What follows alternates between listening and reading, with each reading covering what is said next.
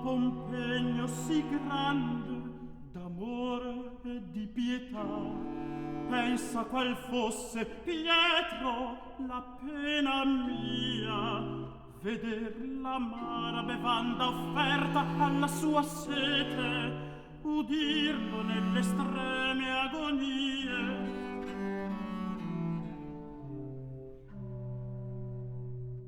Tutto è compiuto. Esclamare altamente e verso il petto inclinando la fronte, vederlo in faccia alle perverse squadre esalar la grand'alma